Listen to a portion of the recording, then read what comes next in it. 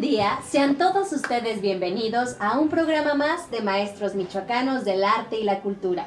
El día de hoy tenemos con nosotros a nuestra queridísima Cristina Iriarte, bailarina contemporánea y coreógrafa.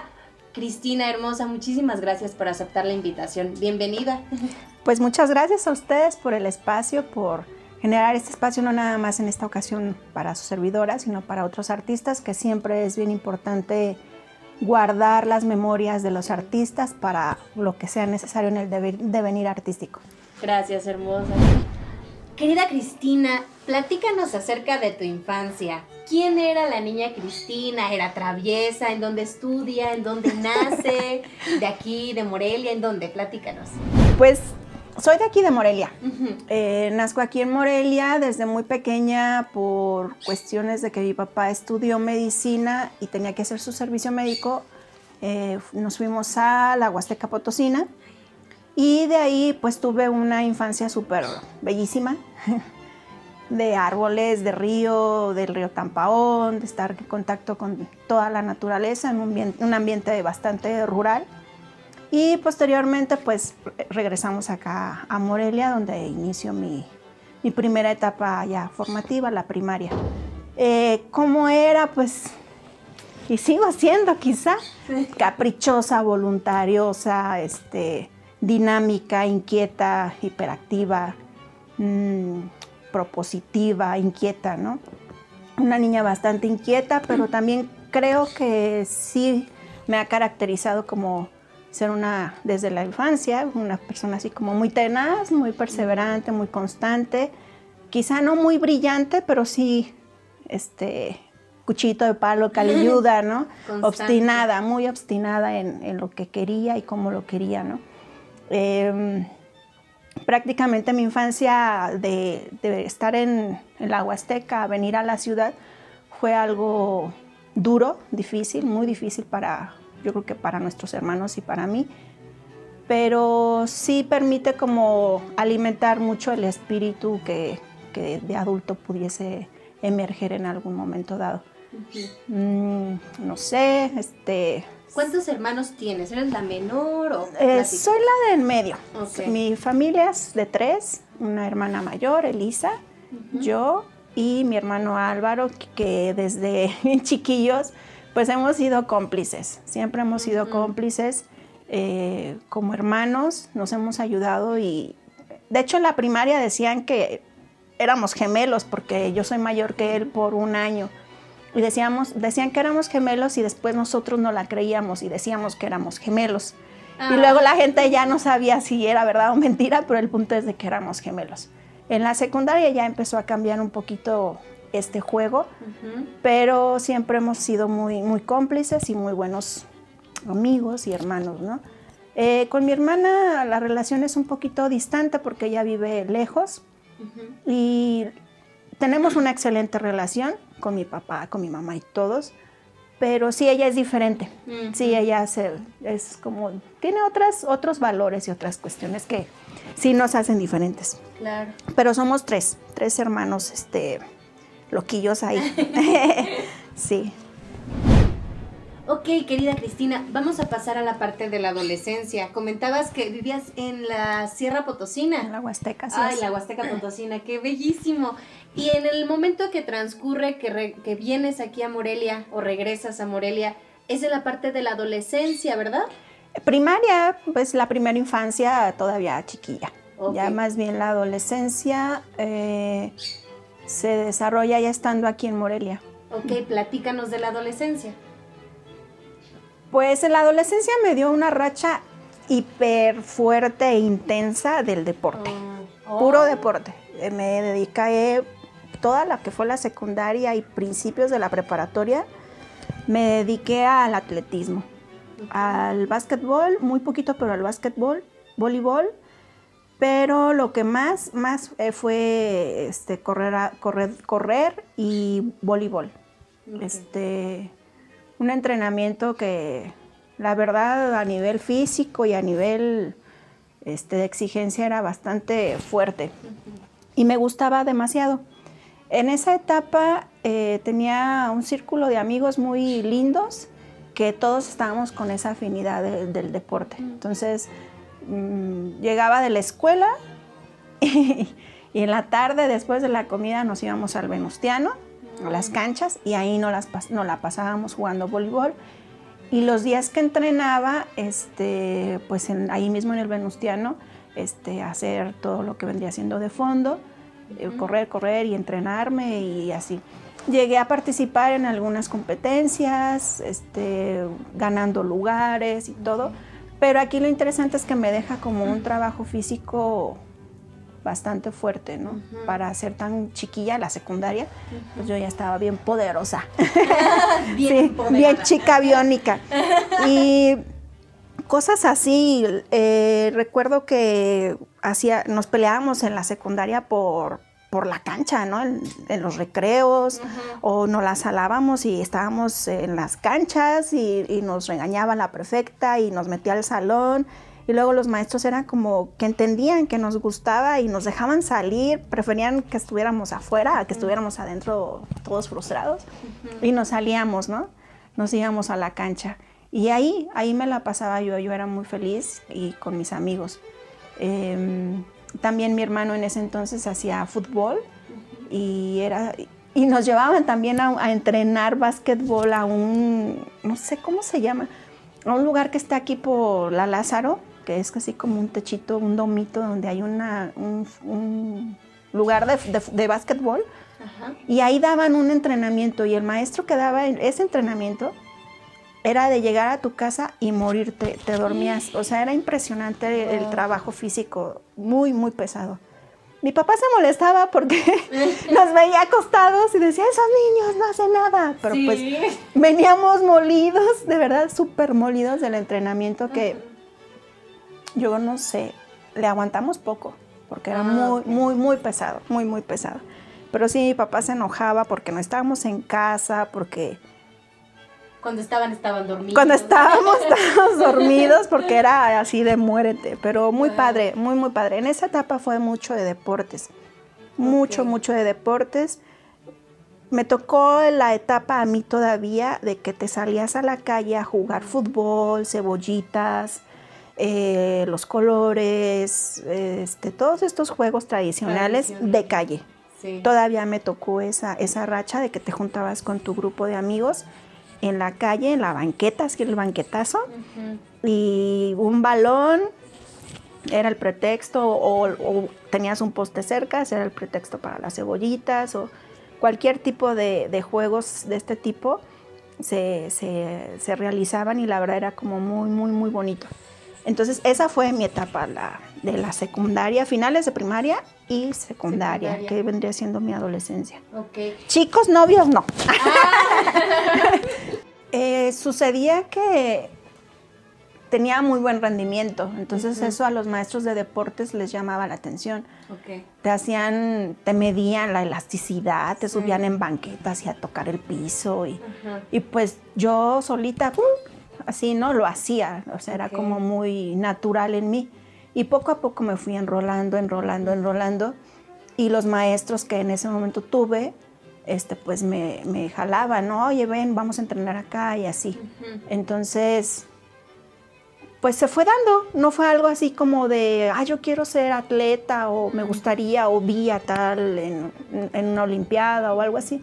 No, sino que era como algo muy orgánico, que yo lo hacía, lo generaba y los maestros pues quizá me veían y decían pues, no sé, pensando, tiene potencial la chica, ¿no? Y me hacían pruebas y con cronómetro y todas estas cosas que se usan en el deporte y pues yo las cubría. Y sí llegó un momento en donde yo también ya empecé como a ver, a probar y a exigirme y demás, ¿no? Pero no fue algo con un fin, no. Con un fin o una meta de decir, pues yo quiero ser atleta o demás. Cuando menos acordé, yo ya estaba en una competencia y ahí en las medallitas y esas cosas. Pero no fue como algo que se haya determinado por una inspiración fuera de lo que yo estaba experimentando. No fue así. Okay. Bien dicen, los bailarines también son atletas. Claro, Marta Graham, ¿no? Los bailarines somos los atletas de ¡tarán! Sí. Las divinidades. Claro, qué bonito. Ok, Cristina, ¿en qué momento haces clic con el arte? Esta pregunta pues es la pregunta esperada de la entrevista, pero platícanos si empezaste desde pequeña o en algún momento se cambió por el deporte, platícanos de eso. Pues mira, es bien interesante tu pregunta. Realmente la familia Iriarte tiene un acervo así interesantísimo de cuestiones artísticas, ¿no? Mi abuelo se dedicó por toda su vida a la enseñanza de la música, ¿no? Y con un legado en distintos tíos y demás. Mi papá siempre quería que estudiáramos música, que estudiáramos el piano. Yo fui la primera que deserté. Así. No toleré, no aguanté el rigor. No lo sé, quizá a mí no me gustaban los espacios cerrados. Pues no sé, algo ahí pasó muy extraño. Posteriormente, como te decía, yo entré a hacer deportes, me gustó muchísimo. Pero dentro de los deportes, en una ocasión entramos a cursos de verano en distintos lugares. Recuerdo que mi hermano entró a guitarra, mi hermana entró a danza y yo fue cuando me empecé a meter al voleibol. Pero estando ahí mismo, porque fue unos en Casa de Cultura y otros en el Seguro Social. Estando yo en el Seguro Social, entro a los salones y observo las clases en ese entonces de Carla Chagoya. Y yo dije, pues qué padre, pero no fue así como de, ay, qué padre lo que están haciendo. Dije, pues está bien. Pero yo me salí y seguí con mi asunto de voleibol y mi entrenamiento, el fildeo y todas estas cosas.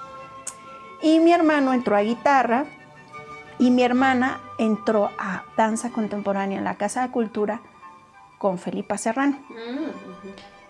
Y yo veía, porque nos esperábamos y así para poder salir, y yo veía las clases, no entraba, pero veía a veces a través de la puerta o no sé, pero observaba, alcanzaba a observar cosas. Y a mí lo que me impresionaba era de que, además de las cuestiones técnicas, tenían como un entrenamiento físico hiper pesado. O sea, unas abdominales de agarrar los tobillos, acostarte y subirte, ¿no? Yo decía, wow, qué pesado, o sea, wow, qué pesado me gusta. Sí, ¿no? aparte sí. ¿Ya llevabas el entrenamiento del deporte tú? Exacto. Y fíjate, wow. Y la empecé a ver la clase, en fin. Ese fue como un momento que dije, o sea, la danza sí se vincula con este trabajo físico tan fuerte que yo venía haciendo y empecé a encontrar como puntos de confluencia. Después, mi hermana se salió de ahí, duró poco tiempo y entró a los talleres de casa del Centro de Seguridad Social. Entonces yo iba al boli y pasaba por ella o nos veíamos para podernos retirar y cruzábamos, ella me iba al boli, me veía, yo la veía en las clases de danza y veía la clase y decía, pues qué bonito, se ven lindas. Hasta ahí. Pero el punto es que cuando ya hacen la presentación final, son dos momentos interesantes. Hacen la presentación final del Centro de Seguridad Social y aparece mi hermana bailando, ¿no? Con un súper escote, un vestido largo, unos negro, cabello suelto y muchas mujeres. No sé el nombre de la obra, no lo recuerdo. Y se subía a una silla y hacía un high release y levantaba la mano y así. Yo dije, ay, qué bonito. Eso me impactó, ¿no? Ese momento. Después, curiosamente, como muy sincrónico, en la secundaria hay un evento cultural y llega Felipa Serrano con una falda como de cartón, que se hizo ella así, una falda de cartón, con su cabello largo así caído al pecho, con un top como color carne, se veía como desnuda, y un jarro grande. Y hacía una danza y bailaba y todo. Yo dije, wow. Esos dos momentos que fueron casi sincrónicos para mí fueron como determinantes. Después de que mi hermana salió de ese curso, ella ya no regresó y yo entré a las clases. Y a partir de ahí, estando con Carla Chagoya, pues fue una cosa muy extraña porque yo entré y ya no pude salir. Sí, dijiste a una relevo. Ya no pude salir, ¿no? Ya no Sí. pude salir, fue muy extraño. Pero esos momentos son los que me hacen clic con la danza. Ok, qué bonito. Con la danza, sí, a través de mi hermana y a través de esta maestra, Felipa, que ahora pues la ubico, la reconozco. Yo no sabía ni quiénes eran, ni qué era danza, no sabía nada. Okay. Pero entré y encontré puntos de confluencia con lo que yo estaba haciendo. Obviamente el trabajo físico que yo tenía, mucha fuerza muscular, mucha elasticidad, me permitieron resolver todo como si ya tuviera mucho tiempo haciendo danza, ¿no? Y eso, pues también, así como los maestros del deporte, pues yo creo que también los maestros de estas disciplinas, pues lo alcanzaron a apreciar y pues no me soltaron y me siguieron ayudando y apoyando y demás, ¿no? ¿Y esto a qué edad fue? Estamos hablando que esto fue finales de secundaria, no sé, yo no recuerdo qué edad se hace la secundaria, pero esto fue hace como 15 años, sí, ajá. Como a los 15. Ah, bien joven, sí. En la adolescencia todavía. Todavía, wow. Sí, yo no sé. Qué bonito. Sí, finales de secundaria, sí, así fue. Ok, a ver, Cristina. Vamos a pasar ahora a la parte, ya nos contaste cómo es tu conexión con la parte dancística. Fíjate, de todo se aprende, justo estábamos mencionando, no sabíamos, o al menos yo, que también estabas muy involucrada con lo del deporte. Pero platícanos ahora la parte de tu trayectoria. Y bueno, la conozco a grandes rasgos y conozco que es una gran trayectoria. Pero platícanos desde dónde inicia tu carrera de manera profesional, si la danza te ha permitido muchas cosas, a lo mejor viajar, conocer, explorar. Cuéntanos. Ay, Gio. Bueno, a ver. Después del deporte, de estar con Carla, fue muy... Yo empecé como con deseos, ya ahí fue al revés en relación a lo deportivo. Yo empecé con deseos y con ambiciones. Yo dije, ¿qué más hay? O sea, ¿de qué se trata esto? O sea, ¿esto qué es? ¿O por qué? ¿O para dónde? ¿Qué más hay? Y curiosamente Carla había dicho en algún momento que había un grupo, se refería obviamente a danza, y que había un espacio más donde se podía tomar clases. Y yo no dudé, o sea, fui y no duré muy poquito ahí con ella pensando esto. Yo dije, bueno, a ver, vamos. Y fui a lo que es ahorita pues Jazz of Studio, ¿no? Sí, desde entonces existe en danza. Desde entonces, y haz de cuenta que en ese momento cuando yo voy es cuando el salón de danza no sé si lo sepan, pero era un piso abajo, o sea, no tenían el piso. Pues estaba abajo, tú veías las clases abajo y veías a todos abajo. Y entrabas y subías la escalinata y bajabas y entrabas por una puertita y ahí hacías la clase, ¿no? Era como una fosa. Wow. Ya después pusieron su piso, pero en ese entonces así estaba ese salón. Entonces fui, vi y yo dije, ay, qué bonito está esto, me gusta. Y pues empecé a asistir, ¿no? A las clases, hablé con mi mamá. Mi mamá siempre me ha apoyado, ha sido así como mi papá ha sido renuente, ahorita les comento, pero yo creo que hasta la fecha. Sí, ya cuando me ve a decir, bueno, ya, ¿qué más hago? Pero mi mamá siempre me apoyó, pues ve, y ya fui, pregunté, se me hizo muy caro para mí. Yo dije, oh, hijo de su madre. Ya como pude, me pagué y todo. Entré a clases de jazz, después, a medida que fue pasando el tiempo, entré a clases de jazz, entré a clases de ballet, y así, que a stretch. El punto es de que yo terminaba todo el día ahí. O sea, iba a la escuela en la mañana y en la tarde dejé a Carla, dejé el Centro de Seguridad Social, la dejé. Y empecé a estar en las tardes, todas las tardes, y tomaba todas las tardes. Para ese entonces, pues yo tenía un cuerpo muy lindo y... gracias. Y mi mamá me empezó a hacer ropa de danza, o sea, tops, mallas, leotardos. Ay, qué bonito se te ve. Yo, si quieres uno, te vendo uno. Te vendo uno. No tenía el top, obviamente. No. Y mamá, quiero un top, vamos a vender ropa de danza. Y así fue, con el apoyo de mi mamá que me ayudaba, me hacía ropa de danza y yo estando en el círculo social vendía ropa de danza y pagaba mis clases. Claro. Le pedí permiso a Elis Solís y a Jorge Cerecedo de poder vender en el espacio y lo logré, ¿no? Gracias a eso yo podía pagar. Aparte me dieron becas o medias becas según las clases. Y otra cosa, otro beneficio que también así como a manera de favores, yo hacía el aseo del Yasop. Por mucho tiempo estuve haciendo el aseo de Yasop. Todavía los baños, te digo, estaban abajo, estaban bien mugrosos. Era de quitarle la costrita así con navaja, ¿no? A los lavabos, el jabón.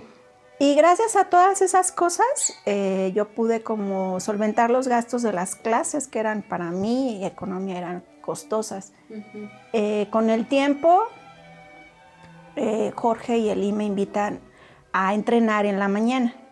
Ya estamos hablando de que yo ya tenía que, pasó la prepa, una cosa así, con ese de tomar clases. Y recuerdo bien que tenía una maestra de filosofía, no recuerdo su nombre, pero sé que era de filosofía, y otra de literatura en la prepa, que me dieron permiso de no tomar su clase para ir a entrenar con Andanza. Qué hermoso. O sea, yo hablé con ellas y yo creo que me vieron tan deseada, así con tanta pasión, que me dijeron, sí, haznos un ensayo de lo que estés haciendo. Y yo escribía como especie de bitácoras de las clases. Hoy hice esto nuevo y cosas así muy... Yo no sabía ni escribir, yo creo. Y les entregaba los reportes. Y esas eran mis clases de literatura y de filosofía. Recuerdo que la maestra de filosofía era muy amiga de Antonieta Espinosa porque decía, yo tengo una amiga que me refleja mucho lo que tú estás deseando hacer. Tony. Era Tony. Entonces yo hacía eso, iba a mis clases, el entrenamiento de andanza en la mañana. Así fue como terminé mi preparatoria, ¿no? Tomando clases en la tarde y los horarios que podía, me iba, que me daban chance las maestras, me iba. No sé nada de matemáticas y no sé nada de lo que pasó en la preparatoria, pero terminé. Sí, pero pregúntame el 5, 6, 7, 8 y... Terminé y fue cuando empezaron a hacer los primeros congresos de jazz, Eli Solís y Jorge, que fueron ahí mismo en la escuela. Yo vendía ropa de danza, ganaba dinero, le daba dinero a mi mamá. Nos apoyábamos, luego empezamos a hacer vestuarios, yo empecé a diseñar vestuarios también para Andanza, y llegó el momento en que me invitaron a ser parte de Andanza, ¿no? Yo no supe cómo pasó, ni nada. Lo que sí recuerdo es de que ya cuando yo empecé a bailar con Andanza, a mí me veías en el Festival Lila López, me veías en el Festival Internacional que se generaba aquí, en las muestras, en gira, la gira Centro Occidente. O sea, un brinco de, ya estoy bailando, ¿no? De un momento a otro. Fue muy rápido, la verdad. Sí. Fue muy, muy, muy rápido. Y no lo sentí. Recuerdo también que Jorge me decía, bueno, toma, este es tu pago por la función. Y yo le decía, no, gracias, no te preocupes, no. O sea, yo no tenía la noción de que eso era una profesión y que en algún momento dado yo hasta iba a decir, o sea, páguenme, ¿no? Claro. Yo lo hacía porque me apasionaba, me gustaba muchísimo. Y fue algo muy, muy, muy rápido y muy insospechado, ¿no? Terminé la preparatoria, entro en la disyuntiva de que tenía que estudiar algo. No sabía qué estudiar. Era histórico el que yo había, humanidades, la orientación que yo había tomado, pero no sabía qué estudiar. Me sentía muy confundida, muy conflictuada, la verdad, mucho. Además, mi hermana se acaba de titular con honores, cosas así, que te digo que ella es como diferente a mí.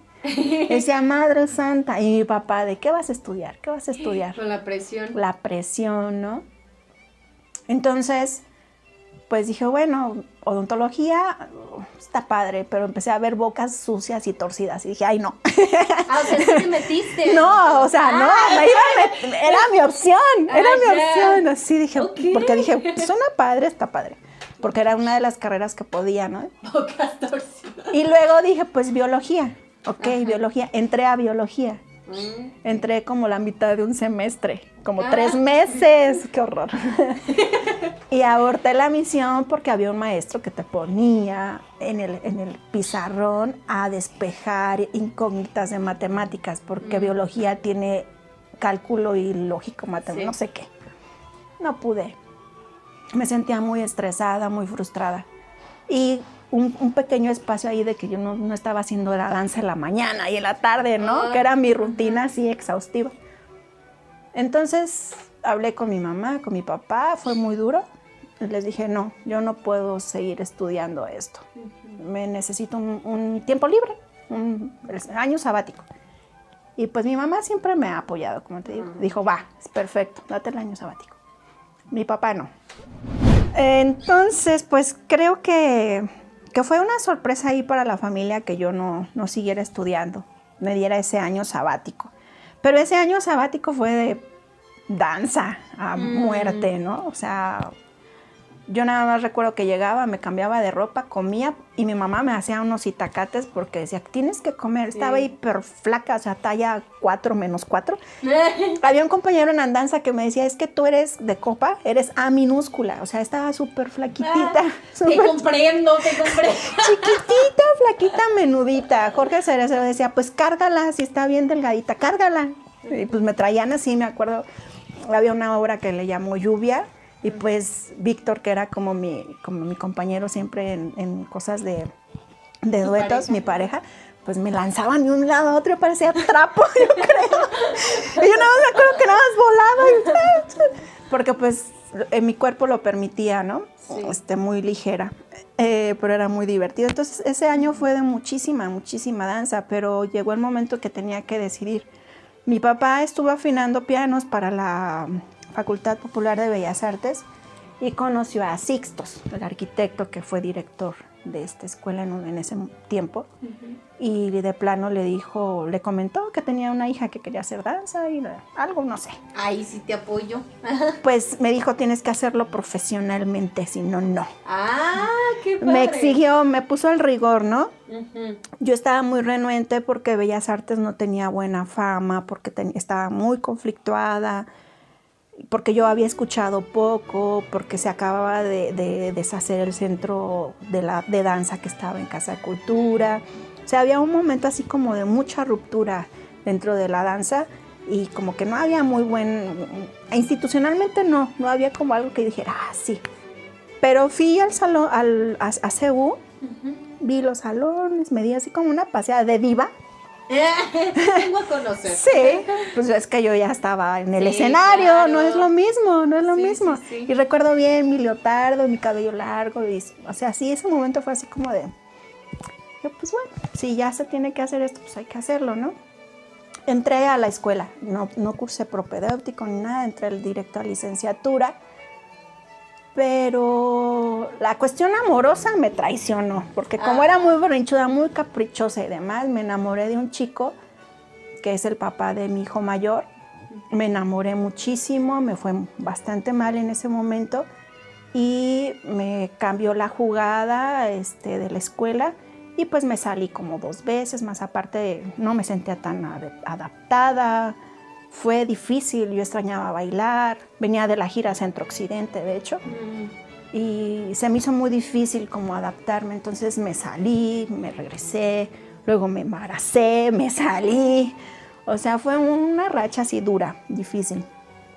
Pero esa racha, gracias a esa racha, a mí me permitió varias cosas. Una, que ahorita las atesoro y no me quejo, ni siento que sea algo frustrado, en su momento dolió, pero ya los años te van dando la razón y te van madurando y dando pautas interesantes y diferentes. Una, me permitió la decisión de entrar y terminar mi licenciatura, que gracias a esa licenciatura he podido escalonar, ¿no? A otros grados, ¿no? Hasta ahora que estoy haciendo un doctorado. Y la otra es que gracias a esa circunstancia de ser madre, me abrió el espectro de no ser bailarina, sino de ser coreógrafa.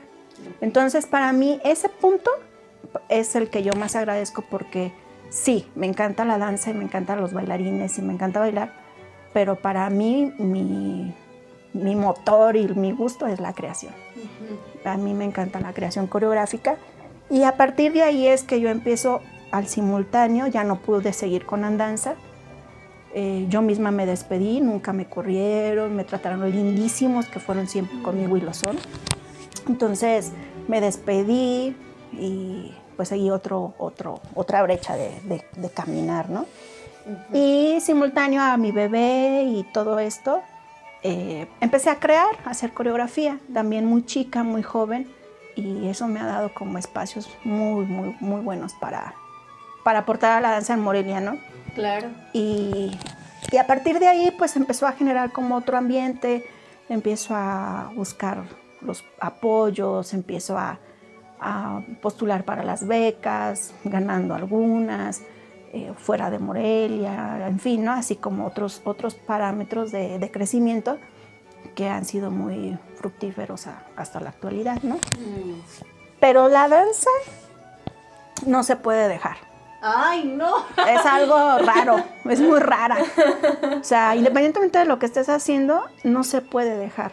No se puede dejar, y más cuando tienes en mi caso, que desde muy chica vienes como con un espíritu libertario, o sea, desde andar en las cascadas y que, ¡ay, señora, la güerita ya anda en la cascada! Hasta la actualidad, ¿no? Es libertaria totalmente la danza. Entonces, no se puede dejar. Quien la toca un instante, ya. Ahí ya, así, ahí se va a quedar y va a evolucionar, lo va a llevar a distintos lugares, ¿no? A lo mejor no es bailarina, pero a lo mejor es masajista, a lo mejor es quiropráctica, a lo mejor es atleta, a lo mejor es, no sé, hay muchas vertientes, pero no dejas el cuerpo. Cuando tocas tu corporalidad, ya, te quedaste ahí preñada para siempre. sí, embarazada para siempre de la danza, ¿sí? Claro. A ver, querida Cristi, vamos a tocar un punto que no hemos tocado. Es la pulque. Muchos te asociamos a ti con la pulque, pues con tu mami, con tu hermano. ¿En qué momento surge este otro hijo? Porque de alguna manera es nuevamente, ¿no? Sí. El nieto. Sí. Pues yo intenté varias veces hacer centros culturales o escuelas de arte, ¿no? De hecho, terminando la licenciatura, yo ya tenía mi escuelita. No se logró por distintas causas que son muy similares a lo que acontecemos ahora. Se dio la pandemia de, ¿qué era? La porcina, ¿o cómo se llamaba? Ah, cierto. Bueno, esta sí. Pandemia también, ¿no? Hace unos años ya. Ajá, entonces ahí, luego fueron las bombas que se dieron el día de 15 o 16 de septiembre. Pero siempre he hecho proyectos así como de difusión y de promoción de las artes. Entonces, de ese Alter Dance, que así se llama ese proyecto cuando lo manejo como a nivel de talleres, mi hermano se llegó a juntar conmigo y hacíamos fiestas. Porque veíamos que la danza o el espectáculo por sí solo algo pasaba, no era tan atractivo quizá. Y empezamos a hacer fiestas, sí, se vendía alcohol, se vendía cerveza, clandestinamente. Y de ahí deriva de que se cierra el Alter Dance, porque era una casa vieja y se empezaron a caer los techos. Dijimos, no, aquí ya no se puede, está muy peligroso. Y ya no, se canceló, pero mi hermano se asoció con otras personas en otro espacio que no funcionó para ellos.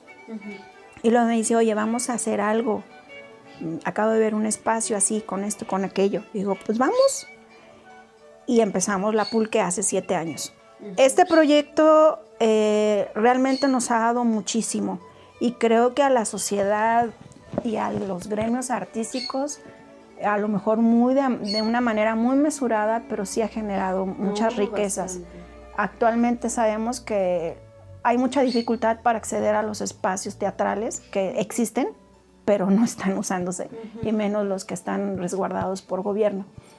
Entonces, así como existe un movimiento de generar tus propios espacios independientes, pues también hay estos otros espacios que son alternativos con esta vertiente, ¿no? De la bohemia, de la fiesta, del arte, y nosotros pues ahí nos pudimos como colocar.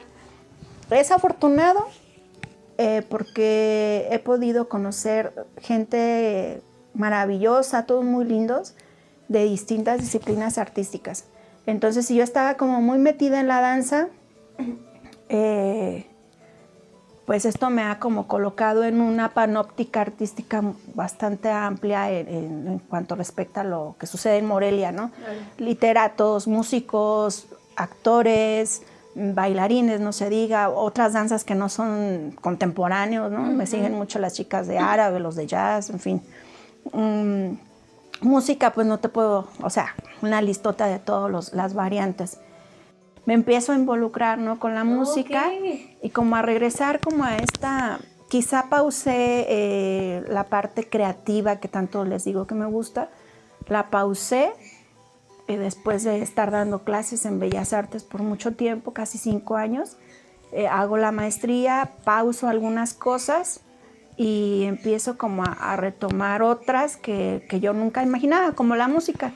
Entonces, tanto músico de repente, es así como, tanto músico, pues a ver cómo le haces, ¿no? Tantos son, y estando ver, pues, con mi pareja que le gusta la música también, y mi hermano que es músico, y que también mi hermano me ha apoyado en muchas obras con música original, incluso en vivo, y hechas para la obra, grabadas, o ya sea que él esté en vivo. Entonces me empiezo a involucrar con la música, ¿no? El son principalmente, y descubro cosas maravillosas. Entonces es una interacción muy interesante, además de lo personal en lo artístico, pues sí en una postura social, ¿no? ¿Qué es lo que está pasando? Pues no hay espacios. ¿Cuántos espacios hay? Pues empiezan a ver los foros culturales, bar, que retomas ideas que ya no existían, como las peñas, ¿no? Donde hay artistas que se suben a un escenario y los comensales pues están en otra disposición, pero no demerita el trabajo artístico de los que están en el escenario. Claro. Entonces visualizo que el escenario no es el teatro como o sea, teatro campo, alguna convención, sino la sociedad hace la convención escénica. El teatro lo haces. Uno lo hace, se posesiona del espacio, y cualquier espacio es un espacio escénico. Entonces eso es lo maravilloso, y hemos tenido mucha gente que acude al espacio, algunos sí, lanzando convocatoria e insistiendo, como es el caso de ahora de la pandemia, está muy difícil, muy cerrado, y se entiende, pero luego pasa al revés, que uno no necesita hacer nada y ya tienes una programación impresionante. Dos grupos se daban antes de la pandemia, 2 grupos por día, de miércoles a sábado, o sea, 2 eventos, con un alcance de entre, pongamos, 8 personas, ¿no? Entre ambos grupos. Entonces es impresionante la producción artística que se da en Morelia. Sí. Ya sea profesional, amateur, principiantes, porque nosotros no diferenciamos, o sea, sí hay la diferencia, pero no diferenciamos entre tú sí y tú no. O sea, claro, cualquiera que desee está el espacio. Entonces hay mucha gente, hay mucho talento y hay mucho trabajo y mucha producción artística. Ok, querida Cristi, ya estamos aquí echando las risotadas. Qué bonito, me encuentro mucho contigo, me identifico bastante y te veo como una maestra de danza, de vida, a pesar de que no ha sido de manera directa. Te aplaudo mucho tu quehacer artístico. Muchas felicidades por todo, la trayectoria. Vamos a pasar ahora a la parte de las anécdotas, el anecdotario le llamamos. A mí me encanta esta parte, platícanos, si es que recuerdas alguna anécdota que te haya marcado, ya sea que ya no quieras volver a vivirlo jamás en tu vida, algo que te haya marcado de risa, en algún escenario, una caída, no sé, platícanos. A ver, mira, ahorita sí, como cosas que yo creo que me han determinado en mi manera de trabajar. Estábamos haciendo con Jorge Cervecero una obra, ya era la función. No sé si lo llegaron a ver, unas almohadas donde se corría y bajaba las varas y nada más eran los cordeles con las maderas en el piso como parte escénica. Estaba muy padre la obra, era un remontaje. El punto es de que tenías que correr con una almohada, pero a mí, la verdad, yo así digo, híjole, aquí yo empecé a sentir. Es decir, si hablamos como de aspectos dramatúrgicos, yo empecé a interpretar, ¿no? Entonces tenía que hacer un movimiento, tomar la almohada entre las piernas, lanzarla, girar, no sé qué tanto, y pues yo me quedé con la almohada ahí casi sufriendo. ¡Ay, qué oso! Y luego cuando ya se terminó la función y todo, me dice Jorge, ¿y por qué te detuviste? Tenías que correr, irte, que no sé. Me llamó la atención, ¿no? Ujú. Yo le dije, es que yo estaba sintiendo. Y me doy cuenta que a partir de ahí, yo eso en mis obras lo priorizo mucho. Es decir, también el espacio al bailarín, al intérprete, que genere y construya a partir de sus sensaciones y de sus emociones su vocabulario, ¿no? Ujú. Entonces sí, yo tenía que seguir, pero para mí era importante lo que yo estaba sintiendo en la obra, y eso sí determinó en lo sucesivo mi manera de trabajar. Creo que ahí fue un punto. Esa es una anécdota. Qué bonito, claro. Como a nivel de qué fui o qué estoy como proponiendo como coreógrafa, ¿no? Ujú. Otras anécdotas también con la danza. Una vez me dio una tos espantosa de estas de piquín. Ay. Y fue así como muy desagradable porque estábamos en escena y me empezó a dar la tos. No, me tuve que salir. Y yo sentía que seguía tosiendo en camerinos. No, me salí hasta la calle porque dije, voy a estar estropeando. Y claro, ellos sabían en los ensayos que yo andaba enferma. Y pues sí, se dieron cuenta que me ausenté para no echar a la borda la función, ¿no? Claro. Pero me salí hasta la calle a seguir tosiendo, o sea, tos y no me podía controlar. Esa es otra. Anécdotas en Bellas Artes, pues los maestros, no sé, yo era muy rebelde, esas son de las primeras cosas que decía, ¿por qué hice eso? O sea, pobres de mis maestros. Entraba a la clase de danza y me aburría, o sea, qué pedante, qué grosera, me salía y le pedía al de pintura y al de dibujo, que no recuerdo sus nombres, porque ahí andaba el galán, que me dejaran entrar a clases, y me dejaban y yo me ponía a dibujar con el chico ahí, el modelo, y yo así dibujando. O sea, qué tonta, ¿no? O sea, esquivaba un espacio para ir a otro espacio, y en el otro espacio también era muy bien recibida. E incluso decía, no, es que tienes mejor proporción que no sé quién. Y decía, wow, y sí me salía el monito muy, muy simpático, ¿no? Siempre me ha gustado la multidisciplina, la danza, la música. Siempre he estado como muy cercana a todos los fenómenos. Yo ahorita pinto, he escrito poesía. Nunca he publicado en nada de eso porque es para mí. Pero como estar viajando entre una y otra cosa me ha permitido como introducir todo eso a mi trabajo, ¿no? Pero hacía eso, o sea, eso es una grosería. Un tache para mí. No, esta es una grosería. Como, ellos no sabían, ya nada más me salía del salón y me veían, ¿no? En Bellas Artes sí me salaba las clases, o sea, cosa que nunca en mi vida había hecho, y ahorita digo, híjole, qué grosera, ¿no? Eso no se hace. Pero también valoro mucho y respeto mucho a todos los maestros que me ayudaron en ese momento. ¿Qué otra cosa? Pues no sé, anécdotas. Pues en la Pulque ha habido un montón de esas fiestas eternas hasta las 8 de la mañana, con una música impresionante, que se acabó la función del grupo, de los grupos, y se quedan y empieza el verdadero... La situación bohemia, ¿no? Pero no es bohemia, es el arte. Claro, empieza sí. el arte, ¿no? Empieza el arte, empiezas y te pones a cantar. Y yo no soy de beber ni de drogar, no. Yo sí estoy consciente ahí y veo, ¿no?, el fenómeno. Y dices, wow, esto es la magia, ¿no? La experiencia de donde ya la gente se quita la careta del actor, del músico, y empieza a ser él mismo con su arte.